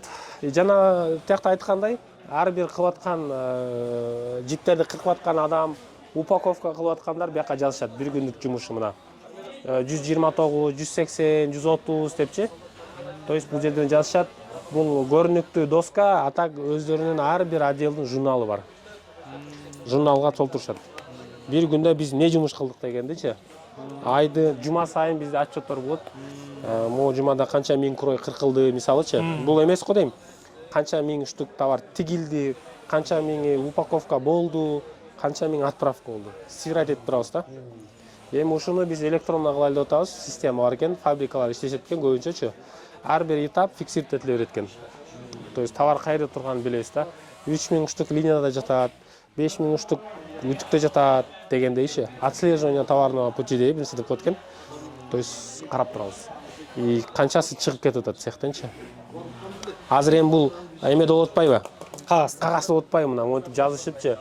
Осо needle мынча номер тиги бул депчи. Ушул нерсени эле Excel таблицага түшүрсөңүз планшет менен тиякта базада болот да. Кайсы товар, кайсы коробкада кетип атканын билип турабыз. Азыр кыргызча болуп атат бул. Сүрөткө тартып, группага ыргытып, анактан алып бирөө киргизипчи. Макроттарга берсе. Бул да немеге прямойлы Валберстин складына кирип кетет экен ошондо. Бул жактан жана поставщиктер прямой неме кимеле? Логист каргалар. Прямой сиз, например, Каледино, берки электростал десеңиз, ошол жака коробкасы ойдон, жазылып койдон, ошол складка сдавать этип өздөрү апарып беришип кандай. Эгер сиз ошондой услуга көргөзгөн карго компанияга берсеңиз, ооба. Бирок биздики Москвада өзүнүн функциясы бар. 2 жылдан бери иш алып барышат. Биздин товарларды биздин клиенттерикин киргизишет. Биз ошол жака эле беребиз. Балдар тосуп алат. Тула, Екатеринбург, Казань, Мазан кайгына болсо коробкалар бөлүнөт. Ошолорду газелдерге салышат направлениягачы и киргизишет. То есть ал жакта дагы өзүбүз карайбыз, чтобы бир компаниядан зависеть этип туруп калбаш үчүн. Анан муну коробка менен жөнөткөн ыңгайлуураак окшойт да сиздерде. Бул жерде биз мешок менен кетирсек, бул бир аз арзан түшүшү мүмкүн. Ооба. Москвага барганда аны формировать этет, ал убакыт. Монча товарды бүгүн бир күндө бүтпөй калышы мүмкүн. Эртеңки жылат, эртеңки машинасы бүрсү күнү келет болуп атып, биз примерно байкадык, бир жума дополнительный расход экен да. Убакыт важныраак болуп атпайбы азыр. Ошондуктан бул жерден эле биз специалист балам менен иштешебиз. Полностью формировать этилет. Алар тосуп алат дагы эле уже эртеси күнү каяктарга апарыштын жолун издешет да. То есть Казань болобу, Екатеринбург болобу. Ал жерге отуруп алып буларды коробкага ачып салып узучусу кереги жок да. То есть бу жерде коробка менен кеткен 1-2 сомго может быть кымбаттыр изделияга чакканда. Разница деле жок почти. Но разница чакканда 5 сомго чейин болушу мүмкүн, кымбат. Но эффектүүлүк көп. Биринчиден жанагы айткан ызычуулар жок болот. Сразу барат. Экинчиден товарыңызды ненужный адамдар кармабайт. Туура эмес салып коюшу мүмкүн, пакетти айырып коюшу мүмкүн, мешокко тыгып атканда тыгып салышат каргадагыларды билебиз. То есть штрих-коддору жабыркап калышы мүмкүн, зип пакеттин жана башы ыргып кетет постоянно. Клиентке антип барган болсо эмне дейсиз? 2000ге товар сатып алып атабыз болсо, пакет ачык барды. Ошого нерселерден алысыраак болгон жакшыраак да. То есть транспортировочный процесс безопаснырак. Өзүбүз билебиз, алдык болду, ол жабылды. Тигилер только коробканы кармайт, валбиске кирип барат да. Бул коробка тиги жака ушул состояниеде эле барабы же баягы үстүнө жүк? Эми моменттер болот, кыйшийып калат, но 95% аман эсен эле. Целый эле. А каргалар буну алгандан бир аз чочулай беришет, суу тийип калса, чирип калса бале болот депчи. Потому что 20 тонна баткан фурага коробка менен салсаңыз 15 тонна болуп калат да. Они здесь теряют маржу. Ошого жакпайт, но бизге бул жагат. Бизге выгодно бул, туурабы? Эми ташый бергиле. Иманын өзү ошол. Ошондуктан мешокко башка баа, коробкага башка беришет алар. Ошондой Андай эле ойлоп чыгышты да байкуштар 20 000 тоннанын акчасын алыш үчүнчү. Азыр Москвага шоурум ачайлы деп атабыз. Чтобы клиенттерге ошол жерде менеджерлер чабышып келип көр мына фабрикабыз Бишкекте деп сүйлөгөнгөчү. Клиенттерге максимально аракет коелу деп атабыз, чтобы с нами было приятно работать. Акча, документтеринен. Искендер айтып атканы ошол кантип мен клиентти табам деген суроого жооп да. Азыр Искендер Москвадан өзүнүн кичине шоурум ачып атыптыр. Бул ошол жактан азыр клиентти карман. Потенциально мындай айтканда силерге келе турган клиенти уже Искендер ошо Москванын өзүнөн чыгып кетет. Каналдын башынан эле кармалып, тор салып. Вопрос-ответтерди илейт ба? Почему нет? Бул ошо жана реклама дегенин түрлөрү бар. Биз азыр кыргыздардын эмнеси, биз ишкана биринчи очередь ачабыз. Андан кийин клиент жок болгондон анан рекламаны ойлойбуз. Реклама хотя эң основа да. Любой товарга, например, стакан чыгарганда деле рекламасына уже кошуп койгон. Уже маркетингке уже кошулган. Кийимге да ошондой да. Например, 150 сомго тигилип атабы блузка. Но 150 сом, ошонун ичинде 5 сом рекламанын акчасы кетиш керек. Туруш керек болчу. Ошол маселе. Анан мен эми өзүм да кошуп кетейин, мен да байыр болуп калгам. Швейный цех иштетип калгам. Бас өткөн строй. Ал жакта өткөм. Анан клиентти негизи жана суроо баардыгыбызда эле ошол суроо бар. Швейный цехке кантип мен клиент табам? Эң чоң вопрос ушул. Эң чоң вопрос. Вопрос года. Вопрос года. Эч качан бүтпөйт. Бүтпөйт. Аны угуп коюш жеңил, бирок кылыш кыйын. Азыр сиз эшикке чыгып туруп кайсы телеграм группаны табыш керек экен, эмне кыласыз мисалы? Вот вопрос, задача бүгүнкү. Эмне кыласыз? Кимге жазасыз? Мен негизи өзү мындай азыр жана Валберсте курстар болуп атпайбы? Мен ошого негизи азыр окутам. Валберскеби? Валберске окуп, өзүм чыгып көрсөмбү депчи. Уже ошибка башталды. Айта бериң. Например, бир Сайтип деген агайыбыз барго, уже өтө жакшы таанимал кишини. Эртең 27 октябрдан немеси бар экен да. Мен поточный өзүм окубайтам го, иним бар. Орусча жакшы, компьютерди жакшы неметет. Мен ошого азыр экинчи ошибка башталды. Айта бериң. Анан кийин изденип атабыз, бир аракет кылып көрүш керек болуп атат. Анан ошентип өзүм прямо Валберске чыгып көрсөмбү деп аракет кылып аткам. Сиз барып алып иштен окупчу 95% эчтеке түшүнбөйсүз. Экөөбүз өндүрүшчүбүз да. Ал темасын мен деле билбейм. Мен өмүрүм Валберсте карточка жасап көргөн эмесмин. Сатышты билбейм менчи. Экинчиден сиз иниңизди менеджер кылсаңыз, ал айлыкка келген менеджер менен да сүйлөшө албайсыз. Ал сизге как положено мамиле кылбайт. Мен өзүм виртуальный иним. Тем более экен да. Менеджер эртең менен 8ге келиш керек болсо, иниңиз 11ге келет да, ошодон эле башталат конфликттин барычы. То, что сиз доверенный, анан сакалы бар, такып экениңиз ал иштебейт ал жашоодочу. Ал складты жакшы карап бериши мүмкүн да. Так жумуш бул сиздин Валберстеги компанияңызды жылдырып кете турган специалисттер керек. Сиз жылдырып кетиш эмес, сиз өзүңүз үйрөнүшүңүз керек акта 1,5 жыл, 1 жыл. Уже башталды, көрүңүз, опоздание. 1,5 жылдан кийин Валберст 18 жолу өзгөрөдү. Азыркы Сатиев берген знания наракабы иштебейт. Биз акыркы жолу качан китеп окудук мисалы экөөбүз. Мен баштай элекмин жанагы видеодон кийинчи. Вот, а Валберст күн сайын өзгөртөт правиласын. Жумуш методун, рекламный позицияларын, и так далее, и так далее. Экөөбүз ишкер катары аны окубаш керек. Аны кылган адамдар менен биз иштешибиз керек. Кече күнү курстан чыккан 25 000, 30 000 сомдук менеджерлер эмес. Ал байкуш эми ал деле имеет право иштеп акча иштейин деп атат да, туурабы жашоосуна. Бирок ал сиздин миллионуңузга ответственность албайт да. Ошондуктан биз эгер сиз чыгып сатам деп атсаңыз, просто күчтүүлөргө барыш керек. Сатификалар айтыш керек. Жакшы сенен окуп чыккан менеджерлер барбы депчи. мага ошонун контагын берди элечи. Бар дейм ондай иштеп аткан. Барып айтыш керек, жига, короче, мына 500 миңдик товар бар. 1000 штук товар бар. Муну сатсак канча көрөбүз пайда? Мынча көрөбүз. Сен канча алганга ыраазысың? Мынча алганга кеттик анда. Бизде жаңа түшүнүк бар да. Сиздин бүткүл күнү жумушуңуз башталат да. 1 жылдан кийин эмес, жарым жылдан кийин эмес. Мен басып өткөн ошибканы зачем кайталап? Кылып көрүп, то есть и так биз убакыттан утуруп кетип атабыз, туурабы? Красный горит азыр жашоодо. Заказчик жок. Сиздин биздин конкуренттерибиз алып бизди сатып атышат уже цеховщиктер чыгып алып. А биз эми чыгабыз деп ойлонуп атабыз дегендей да. Ошондуктан мен сизге советим сураазы ошондой жакшы менеджер табыңыз. Өлүп кетсин, айына 100 миң алсын. Сиз 100 миңди үйүңүздөн чөнтөгүңүздөн чыгарып келип бербейсиз. 100 миң ошо сатылган товардан алат. Туурабы? 100%. 1000 штук товар сатып өлүп кетсин, 300 миң пайда көрүңүзчү таза. Ошону 100 миңге берип коюң да 200 миң алып келди го сизге. Жөн эле турду эле ал товар сатылбай, туурабы? Ошо бердиге берген срокто ошол жака деле бересиз. Кечирип койсо айтып бердим, а? Жок, Туурабы? Ошол силерге бизге коюп аткан ошондой селлерлердин срогу, ал товар сатылып келишинин срогу да.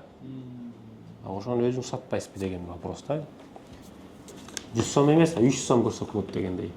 Жанагы сөз баштагандан баштап мен ойлойм бир круг бердик деп. Ушул эле. Бул жерде өзүңүздөр байкагандай бир багыт улук. То есть жана 9-10 ай только рубашка тигет, 2-3 ай ушул кийим тигесиз да. Эгер сиздикиндей болуп кечке 10 миң тигип атсаңыз, өтө жакшы нерсе. Ошол нерсени кантип биз эффективирээк кылып канча айлык төлөйсүз бир айда? Неважно, издельный зарплата канча примерно, расход? Алды 100 миң алат да. Канча адам? Бир киши 100 миң алат. Жок, канча адам общий? 15 киши. 15, 1,5 миллион кетип атат экен да, грубо айтканда. Плюс свет, мөт, тазалык, арендаңыз Кошулбаганда да. То есть грубо айтканда 1 миллион 700 менен 10 миң штук алып атасыз да, туурабы? Канчага чыгып аткан тоңуз 170 болуп кеттиби, 180би? 10 миң штук алып 170 сомго чыгат. 170 сомго чыгат. Эгер сиз ошону мисалы айтайлы, я не знаю, 140-150 менен токтотсоңуз кандай болот экен деп ошонун үстүнө иштеп көрүш керек. Андай болсо жакшы болот. Жок, кылып аткандар бар да. Ошонун методун эле ишканаңызга барып внедрять этишиңиз керек. Ошондо айтканда, например, 50% азыраак төлөп, бирок ошол эле эффективный алгаза болот экен. Аракет кылса болот. Аракет кылса. Биздин бир рубашка 140 менен бүтөбү примерно? Максимум. А так андан да ылыга чыгат. Клетка мына буякта илинип турат офисте. Обычный рубашка. Бирок сиздин тканиңиз капризный, мен правда мен иштегем. Өтө эмеракта, разнотон проблема бар. Ооба. Анан бизде өзүңүздөр байкагандай место аз болгондуктан очередь менен тамак ичкени кетишет. Азыр бул бөлүм кетти тамакка. Бул обычный эле мына базовый рубашка. Кошумча деле детальдар жок.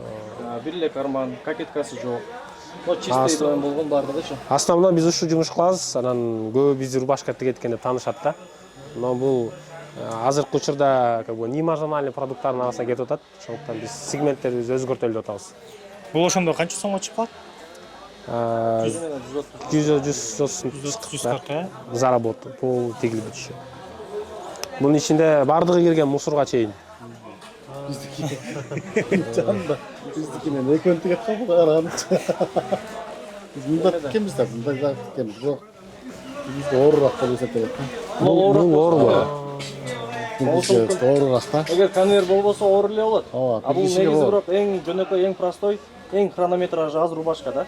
Бул 934 секундта чыгат. 15 минут 34 секундта бир рубашка чыгып калыш керек. Линияны запускать эткенден кийин уже 15 минут 34 секундта баш жагынан күтүп тура бересиз да.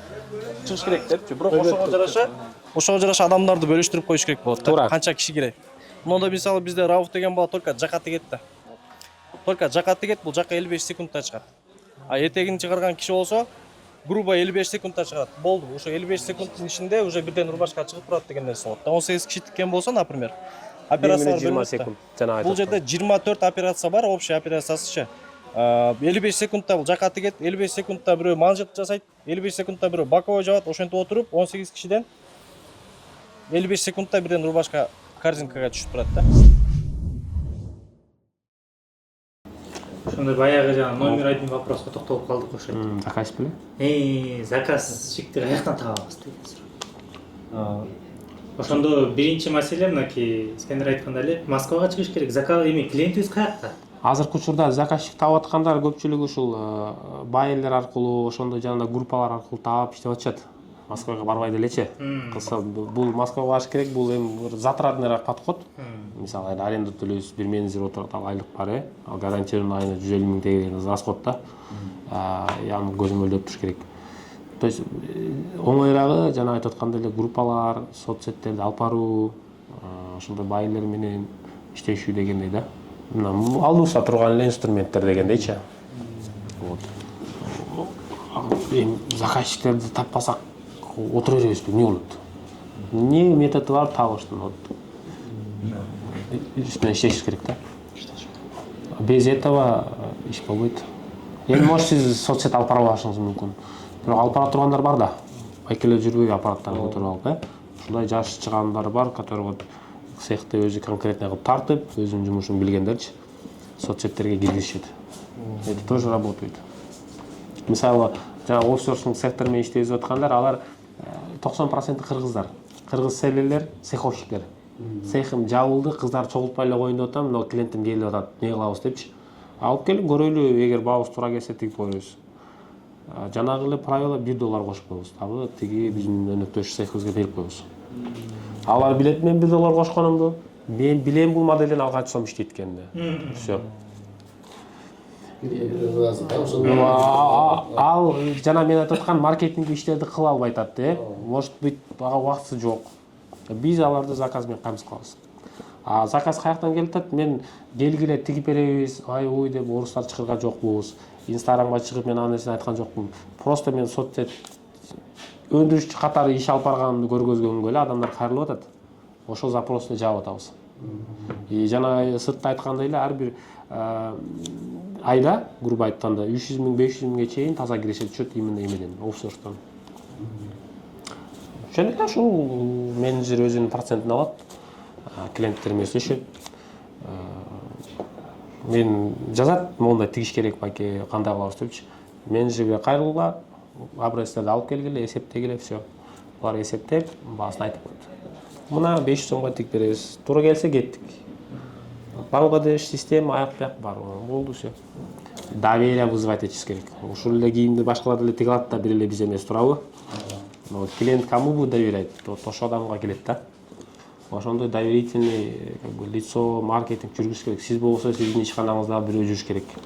Бир күндө бир эже тигиши мүмкүн биздикилерден. 30ду тигет, но 14, 13, 15 саатка чейин иштейт да. Кечке чейин отуруп, ишо этек жага калып кетет да, эртең келип бүтүрүп коем дейт да. Кыргыздар өзүздүкүлөр болсочу. Бул болсо бизде азыр бир күндө Бангладешке 9 саат иштегенде 30дан айланып атат. Бир күндө бир киши 9 сааттын ичинде 30 рубашканы тигет деген нерсе болот да. Ишо айгүлөже чарчап калган.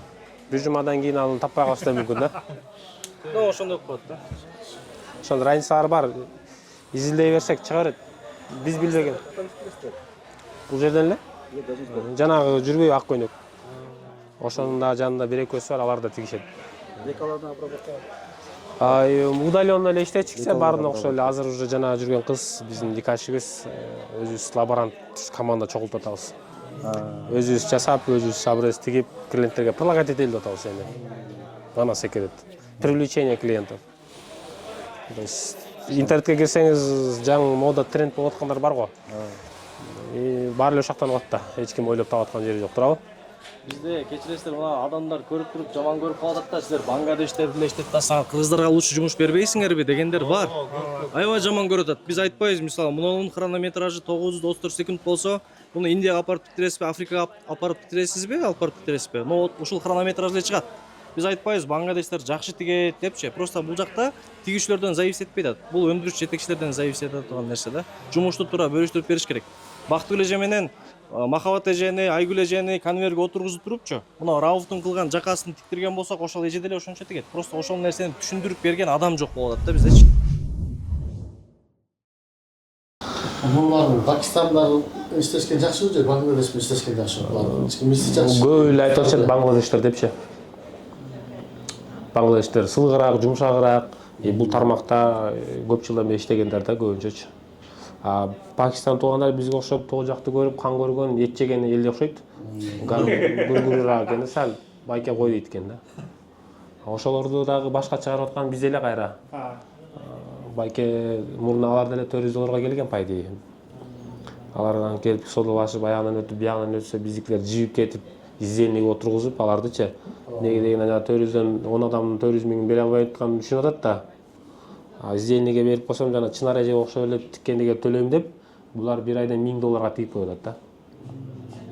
Анан мага келет, сен кантип $400 төлөп, ушинтип тиктирип атасың, а мен $1000 төлөп тиктирип атам дейт. Неге дейт.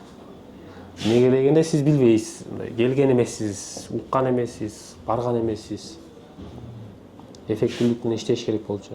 Изденүү кылып койсо бул плюс мотивация деп атышпайбы, типа өздөрү билип чыгып саат иштет депчи. А бирок кааласа чыккан болуп турбайбы? Кааласа эрте кетип калат экен. Мен бүгүн ооруп атам десе сиз заставлять этесизби? Анын планында бир айда $600 тапсам болду деп аткан болушу мүмкүн. Кааласа чыгат, кааласа чыкпайт. Ошондой изденүүдө иштеген Бангладеш, Пакистандар. Жумга кеттим деп жасанып кетип калса эчтеке дей албайсыз.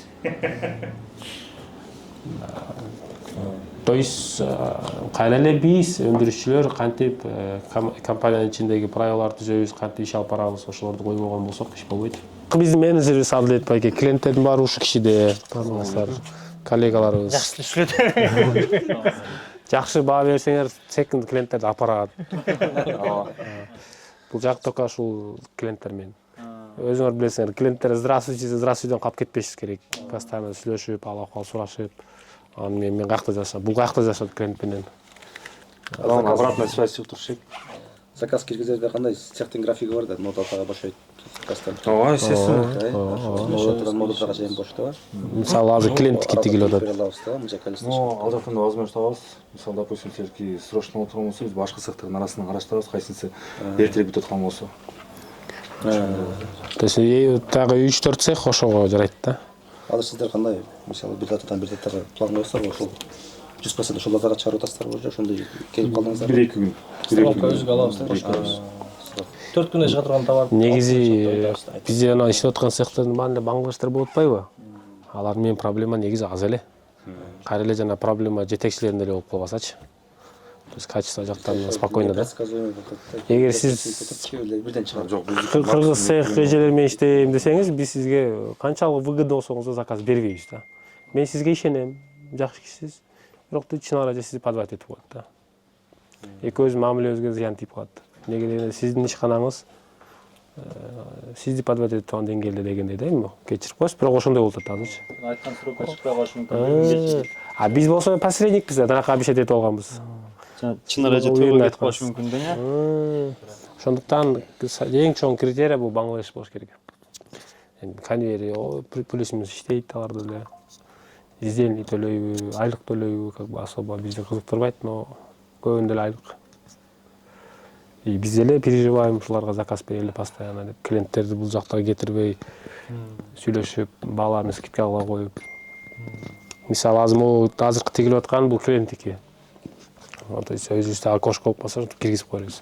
Биз мына көп тигип алдык да. Бул жетип барып 12 миң товар сатылгы дери убакыт деле бар да. А компания расходто турабы? 3,5 миллион. Ошону биз азыр бияктан алып дополнительно жабабыз. А бул товар сатылып барып келгидери 2 ай убакыт бар да. 1 ай эзилсе, 1 ай сатылса, жарым-жарты болуп общий сатылып бүтөт да 2 ай ичинде. Ошого всегда биз мындай алдыраак ойлонуп түшүш керек. Уйгур бере берет кайында. Карызга өткөзүп койгону аларга, аларга бүгөдөс ошо. Финансыны кандай бөлүштүрөсүздөр? Мисалы, кички суроо экен кире берейинби? Айтам. Ошону берейин деп тарттым. Мен айлык бере аламын жок. Айлык. А сизчи? 2%. Заказдан. Бул жак еще закупка да жооп берет цехке. Снабжение. Снабжение боюнча дагы. Мисалы, просто меники мотивация бар да. Бул клиентти обработка кылып, мындан заказ алса, монча процент алам дегенчи. Ошону стимул менен иштейбиз да биз. А если зарплата болуп койсо, айткандай эле здравствуйте, здравствуйте калып калабыз да. А если стимул болсо нот кайра жазып, айына бир эме турасың. 150 миң, 200 миң иштегиле, 500 миң иштегиле мен ошондон астырып. Определенный процент барбы же сиздерде Ар бир изделиядан 20 сом алышат. Изделиядан 20 сом ба? Бул жагы Зарплатам бар. Фиксированный зарплатам бар.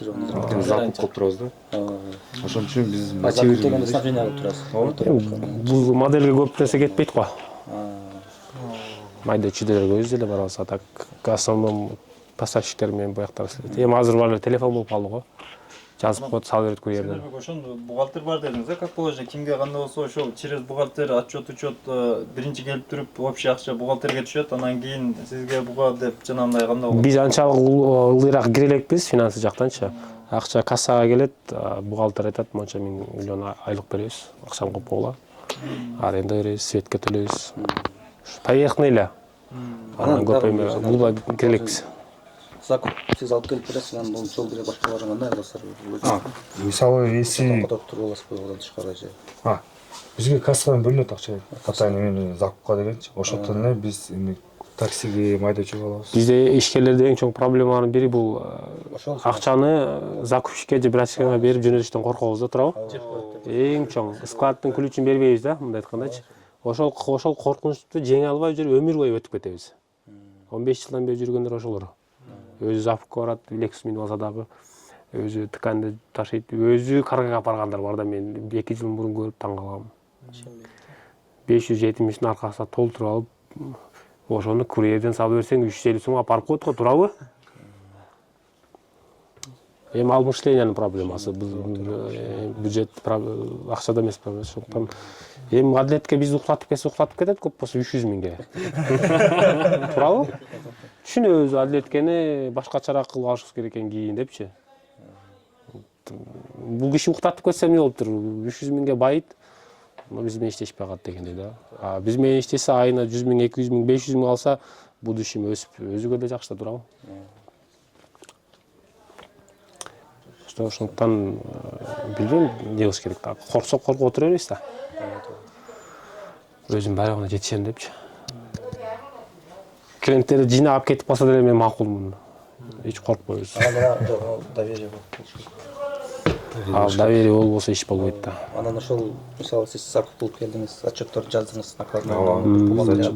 Бухгалтериңиздер дагы барбы? Бухгалтерияга өтпөйт ал, биз бияка эле. Бул жака мага беришет. Мага келет, жумасына Адилет байкебиз закуптун полный отчетун берет. Упаковка канча чыгып атат, канча кесилип атат, канча тигилип атат, бардыгын отчетторун бир жумада суббота күнү алып келип беришет. Кече ошолорду даярдап койгонбуз. Бизде кагаздар бар, бүт полный. Албетте отделдерге бөлүп койгонбуз, 5 отделге бөлүп койгонбуз, ошолордун бардыгы келет бир жумада. 4 жумада, бир айда 4 жолу келген болсо, мен чогултам дагы бир айда бул жака отчет берип коем. Бир айда ушунча кесилди, ушунча тигилди, ушунча отправка болду. Закуптун расходдорду болсо күнү эле жазып турабыз, көрүнөт да. Ошол нерсени эч түзө албай атам да ошону. Эми кройщикка айтасыз да, жига бир айда канча ткан келди депчи. 150 рулон келди дейт да. Анан ушудан канча кыркылды дейсиз да. 10 миң штук кыркылды деши мүмкүн, 10 миң штук тигилип пакетке салындыбы деген суроолор беле, ушундайбы? Сверка кылабыз Ошондо эле ар бирине берип коюң мынандай мына. Буларды адамдар ойлойт да, бул не серьез, зачем жазып дейт да. Зачем дейт да, буларды жазып дейт да, мындай эле кыргыз эле кыла берем дейт. Жок, булардын баардыгын жазыш керек. Привычка болуш керек минимум. Жазганыңыз анан кийин мындай тетрадька түшүрсөңүз, анан башыңызда картинка пайда болот да. Мынча тигиппиз, мынча кесиппиз, мынча отправка кылыппыз. Значит, кийинки айда биз дагы канча тигип, канча кетиришибиз керек деген картинка болот.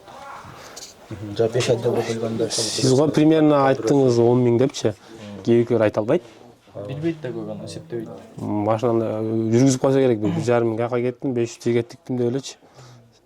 Көп билбейт. Бизде вот акчаны берип атканда биякта айтышат, биз могу айда монча 19 миң, 20 миң, мынча миң тиктик депчи.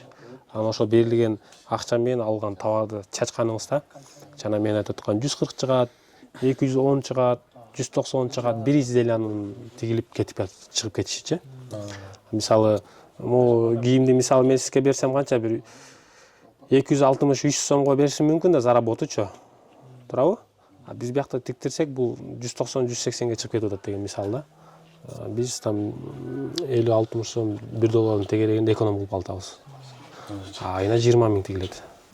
Буюрса ошо. Мен ойлойм пайдалуу болду го деп. Жакшы болду. Кубанычтабыз эгер пайдалуу болсо. Ошто партнер издеп атасыздар.